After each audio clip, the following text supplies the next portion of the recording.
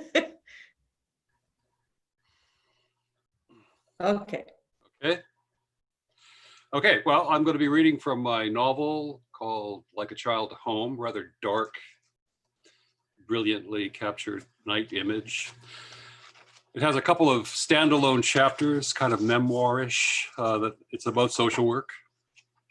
And this chapter is about a girl named Lindy, and the main character, protagonist, has met her once, and his job is to form a relationship with her. And they've already gone out to an all-night restaurant and chatted about nonsense. And so he's come back to where she's living to in the morning to spend the day with her to get to know her. And so here we go. I got a few solid hours of sleep that night. Not as many as I would have liked. A few of the less solid ones were composed of draft Lindy scripts, various ways of making a coherent impression on her. I found myself excited by the challenge of getting her to trust me, not to benefit me or my evolving ego particularly, though that was a factor, but for the possibility that I might have something to offer her.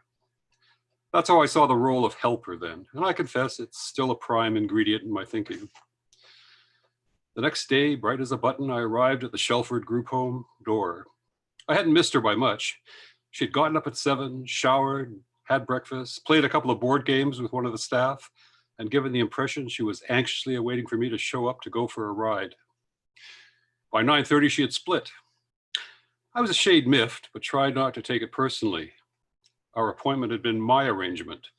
She had agreed to it because her sense was that now was now, and tomorrow was not a fit thing to plan. Her impressively flexible agenda, I eventually discovered, wouldn't allow her to respond to anything but the gratification of her immediate need. That sort of bedlam thinking would be hard to modify. I had my work cut out for me. I wasted most of the day driving through a number of municipalities, hoping to stumble across Lindy. It was a foolish, gas-gobbling exercise. Late that afternoon, I returned to the group home to await my elusive charge. In time, I made some minor inroads with her. The process was drawn out, dragged out over months. She came to appreciate a ride to wherever she was going. I refrained from criticizing her choices. It turned out that all her friends were dogs. Every last one a canine acolyte. She had fashioned some form of feral bond with a host of mutts all over the Lower Mainland. Her seemingly haphazard travels took her to myriad remote outposts, back alleys, cul-de-sacs, dead-end streets, worn-down developments, fishing shanties along the Fraser River. Innumerable spots where she knew all the dogs and had, over some implausible span of time in her short life, put out a lot of energy to become an intimate of the streetwise, unaffiliated Rover Brigade. She spoke to them, talked to them with meaning, clarity, and friendship, played with them, hugged and cuddled them, rolled in the dirt and mud with them. It was a sight to behold. One I saw many times over those months. I trailed after her, chauffeuring her, chasing after her, trying to have some smidgen of impact, trying for all the world to secure the same sense of trust and understanding she seemed to have with her multitude of mongrels. I often asked myself what there was in it for her. The answer seemed simple, I decided. Even though any one of those dogs could turn out to be a rogue, none seemed to, that we knew of. They responded to her obvious warmth and welcoming overtures with reciprocal love and affection. As peculiarly romantic as I've made it sound, and though my basic task was to protect Lindy from danger, there was a limit to how long she could just wander the back roads of the Lower Mainland, schmoozing with the spirited but undemanding canine population. Larger responsible forces were at play. Educators, senior bureaucrats, animal control officers, dog owners, all had some say in her huckleberry wanderings. Any attempt to discuss the larger ways and expectations of the world with Lindy generally proved futile. One warm May afternoon, having cajoled her to help me wash my rust bucket, having almost reached a point of mutual affection, I broached the subject of school in the fall. At that moment, she had possession of the hose and cut loose with a spiral of water. "Enough already, you got me." She put down the hose and stood looking angry. I found a sunny spot on the curb and sat down to dry out. She came close and sat down next to me. She then hauled off and slugged me on the right shoulder with her left fist. Lindy was a puncher.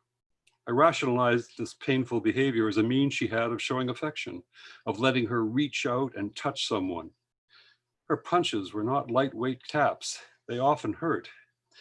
I'd come to endure her abuse of me. I could abide the pain.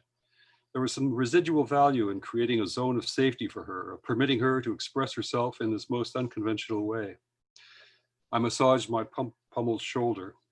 No more, Lindy. See the bruise? I stopped rubbing so she could see. It's perfect now, she said. I don't need school, oblivious to my abused body parts. I gave her a long, appraising look. Her scarcely 5-foot frame hunkered down next to me, her husky as a wrestler physique, her dirty blonde hair dragged down damp, dripping from hose misfires. Pretty, slightly square, slightly off-center facial design, her 13 going on 90 grasp of the captivity of youth, and her wild child, undomesticated, chaotic rebellion that was poised to collapse. Did she know it was about to end? You think you don't. Truth is, you don't really know. There is so much more you could learn. I know what I need to, she said. I'm still learning every day. Then you go to school. Back and forth we went, jousting on the sidewalk curb, each with a shadowy vision of what was coming. An integral part of the planning package that Prue, the social worker, had devised for Lindy was an imminent relocation to a specialized treatment facility in Victoria. That had been gently broached by Prue, her mother, and me already. Lindy and I had recently gone on a day trip to the home, just exploratory. She was not hugely resistant. The resource had an in-house teacher provided by the school district. That softened the expectation that she attend school. There were places she could have been placed in on the lower mainland. However, the prevailing view was that a smaller therapeutic home in a new community might offer the chance of changed behavior. All of us feared that there was some dark canker running through Lindy. In some of the neighborhoods she ran in, a few dogs had been mutilated. There was a lot of wickedness in the world. We had no evidence that Lindy was responsible. We could barely frame the question.